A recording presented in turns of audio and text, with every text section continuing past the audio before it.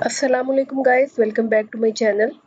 जी तो आज का हमारा टॉपिक है 5 underrated African passports that open global business opportunities. जी बिल्कुल, hidden business hubs of Africa. जब भी पावरफुल पासपोर्ट्स की बात होती है, ज्यादातर लोगों के जहन में यूएसए, यूके, कनाडा या यूरोपियन कंट्रीज का नाम आता है। लेकिन अगर आपसे कहूं कि अफ्रीका में भी कुछ ऐसी कंट्रीज हैं जिनके पासपोर्ट और इंटरनेशनल बिजनेस कनेक्शंस को दुनिया बहुत कम जानती है, और ये कंट्रीज ग्लोबल ट्रेड, इन्वेस्टमेंट और बिजनेस नेटवर्क में तेजी से अपनी पोजीशन मजबूत कर रही है, तो शायद आप हैरान रह जाएंगे। आज की इस वीडियो में हम बात करेंगे अफ्रीका की 5 अंडररेटेड कंट्रीज जो अपनी strategic location, international trade connections, investment environment और रीजनल मोबिलिटी की वजह से इंटरनेशनल एंटरप्रेन्योर्स और इन्वेस्टर्स के लिए इंटरेस्टिंग बन रही है। लेकिन एक इम्पोर्टेंट क्लैरिफिकेशन, ये वीडियो किसी पासपोर्ट को गारंटेड पावरफुल पासपोर्ट या ऑटोमेटिक इमिग्रेशन शॉर्टकट के तौर पर प्रेजेंट नहीं कर रही। पासपोर्ट की वैल्यू सिर्फ वीजा फ्री कंट्रीज के नंबर से डिसाइड नहीं होती। बिजनेस के लिए असल क्वेश्चन ये है कि आपका पासपोर्ट आपको किन मार्केट्स के लिए रिलेटिवली इजी एक्सेस देता है, आपका कंट्री किस ट्रेड नेटवर्क का पार्ट है और वहाँ का बिजनेस एनवायरनमेंट कैसा है। इसी एंगल से आज हम 5 अफ्रीकन कंट्रीज को समझेंगे। जी गाइस, तो इस वीडियो में आप जानेंगे मॉरिशस को अफ्रीका का गेटवे क्यों कहा जाता है। सेशल्स सिर्फ हनीमून डेस्टिनेशन नहीं बल्कि इंटरनेशनल फाइनेंशियल सर्विसेज हब कैसे बना। रवांडा ने बिजनेस रिफॉर्म्स और डिजिटल गवर्नमेंट के जरिए इन्वेस्टर्स के लिए अपना इन्वायरमेंट कैसे इम्प्रूव किया। अफ्रीका की कौन सी countries major international trade corridor के करीब हैं। फॉरेन इन्वेस्टर्स के लिए कंपैरेटिवली बिजनेस फ्रेंडली इन्वायरमेंट किन कंट्रीज में डेवलप हुआ है। जी तो सबसे पहले बात करते हैं मॉरिशस की। अक्सर लोग मॉरिशस को सिर्फ बीचेस, लग्जरी रिजॉर्ट्स और टूरिज्म के हवाले से जानते हैं, लेकिन बिजनेस वर्ल्ड में मॉरिशस की इमेज इससे कहीं ज्यादा इंटरेस्टिंग है।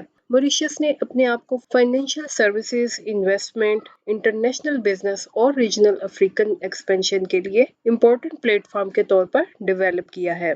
इसकी स्ट्रेटेजिक लोकेशन इंडियन ओशन में है और कंट्री अफ्रीका और इंटरनेशनल मार्केट्स के दरमियान बिजनेस कनेक्शन डेवलप करने पर फोकस करती है। मॉरिशस का एडवांटेज सिर्फ उसका पासपोर्ट नहीं, उसका बिजनेस इकोसिस्टम भी उतना ही इम्पोर्टेंट है। अगर कोई एंटरप्रेन्योर अफ्रीका में बिजनेस एक्सपेंड करना चाहता है तो मॉरिशस को रीजनल इन्वेस्टमेंट और इंटरनेशनल बिजनेस स्ट्रक्चर के पर्सपेक्टिव से इन्वेस्टिगेट करना वर्थ कंसिडरिंग हो सकता है। लेकिन एक इम्पोर्टेंट बात, मॉरिशस का पासपोर्ट मिल जाना बिजनेस सक्सेस की गारंटी नहीं। एक्चुअल अपॉर्चुनिटी आपके business model, legal structure, market और इन्वेस्टमेंट स्ट्रेटेजी पर डिपेंड करेगी। अब आते हैं एक और ब्यूटीफुल आइलैंड नेशन पर, सेशल्स। जी बिल्कुल, दुनिया सेशल्स को हनीमून डेस्टिनेशन के तौर पर जानती है, लेकिन फाइनेंशियल वर्ल्ड में इसका एक कम्प्लीटली डिफरेंट फेस है। सेशल्स में financial services, investment funds, insurance, capital market, fiduciary services और इंटरनेशनल बिजनेस स्ट्रक्चर जैसे सेक्टर्स का रेगुलेटरी इकोसिस्टम डेवलप हुआ है। यानी ये कंट्री सिर्फ टूरिज्म के लिए फेमस नहीं बल्कि इंटरनेशनल बिजनेस और फाइनेंशियल सर्विसेज के कॉन्टेक्स्ट में भी इसका नाम आता है। और यहाँ एक इंटरेस्टिंग लेसन है, स्मॉल कंट्री का मतलब स्मॉल बिजनेस पोटेंशियल नहीं होता। सेशल्स की geographical location, financial services, infrastructure और इंटरनेशनल कनेक्शंस इसे specific type of international business के लिए इंटरेस्टिंग बना सकती हैं। लेकिन किसी भी फाइनेंशियल स्ट्रक्चर का इन्वेस्टमेंट से पहले लोकल, लीगल, टैक्स और रेगुलेटरी रिक्वायरमेंट्स को प्रॉपर्ली वेरीफाई करना जरूरी है। जी तो अब आते हैं अफ्रीका की सबसे इंटरेस्टिंग बिजनेस रिफॉर्म स्टोरीज में से एक पर, रवांडा। रवांडा का साइज कंपैरेटिवली छोटा है, लेकिन बिजनेस रिफॉर्म्स के हवाले से इस कंट्री ने इंटरनेशनल अटेंशन हासिल की है।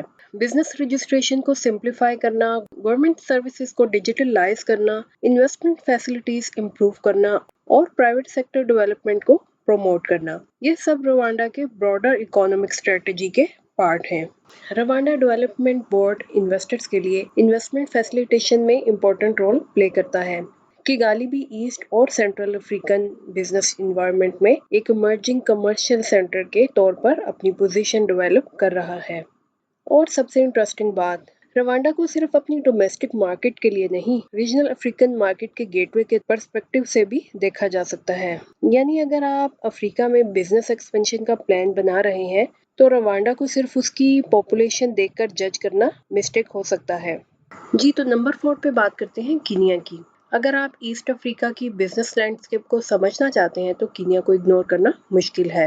नैरोबी एक इम्पोर्टेंट कमर्शियल और फाइनेंशियल सेंटर है और मोम्बासा पोर्ट की वजह से कीनिया रीजनल ट्रेड और लॉजिस्टिक्स में भी इम्पोर्टेंट पोजीशन रखता है।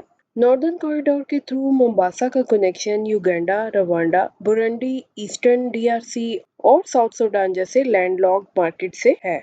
इसका मतलब कीनिया सिर्फ एक डोमेस्टिक मार्केट नहीं, रीजनल गेटवे भी है। Technology, agriculture, financial services, logistics, e commerce, manufacturing और इंपोर्ट एक्सपोर्ट जैसे सेक्टर्स में कीनिया को एक्सप्लोर किया जा सकता है। अगर आप अफ्रीका में रीजनल डिस्ट्रीब्यूशन या ईस्ट अफ्रीकन एक्सपेंशन का प्लान बना रहे हैं तो कीनिया डेफिनेटली रिसर्च लिस्ट में होना चाहिए। और अब हम आते हैं हमारी लिस्ट के एक मेजर प्लेयर पर, साउथ अफ्रीका। आप सोच रहे होंगे साउथ अफ्रीका अंडररेटेड कैसे हो सकता है।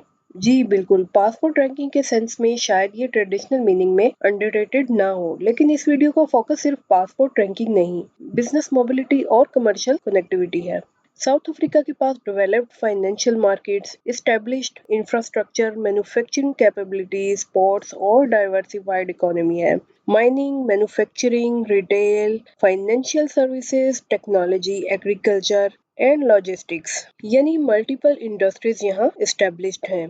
South Africa southern African region के ब्रॉडर मार्केट्स के साथ भी कनेक्टेड है। यानी अगर आप सीरियस कमर्शियल एक्सपेंशन की बात कर रहे हैं तो साउथ अफ्रीका को इग्नोर करना बहुत मुश्किल है। अब पासपोर्ट और बिजनेस की कनेक्शन को समझते हैं। पासपोर्ट आपको मोबिलिटी प्रोवाइड कर सकता है, लेकिन बिजनेस के लिए आपको चाहिए market access, trade connections, banking, legal compliance, local partners, investment structure, distribution network और सबसे इम्पोर्टेंट आपका एक्चुअल बिजनेस मॉडल। अगर आपके पास स्ट्रॉन्ग पासपोर्ट है लेकिन बिजनेस प्लान वीक है तो पासपोर्ट आपको सक्सेसफुल एंटरप्रेन्योर नहीं बना सकता। इसी तरह कंपैरेटिवली लेस फेमस पासपोर्ट का होल्डर अगर राइट मार्केट, राइट प्रोडक्ट और राइट बिजनेस स्ट्रेटेजी चूज करे तो वो इंटरनेशनल बिजनेस में सक्सेसफुल हो सकता है। अगर आप फ्यूचर में अफ्रीका के साथ इम्पोर्ट एक्सपोर्ट का प्लान बना रहे हैं तो डिफरेंट मार्केट्स में डिफरेंट कैटेगरीज इन्वेस्टिगेट की जा सकती हैं। For example textile and garments, home textile, textile machinery and spare parts, food and agricultural products, medical and surgical products, sports goods, leather products, technology and digital services. लेकिन सिर्फ product देखकर export decision नहीं लेना चाहिए, आपको ये भी calculate करना चाहिए demand, competition, import duty, certification, shipping cost, customs, distributions and local partner. यही प्रोफेशनल इंटरनेशनल बिजनेस प्लानिंग है। जी तो उम्मीद है गाइस आपको आज की वीडियो काफ़ी इंफॉर्मेटिव लगी होगी।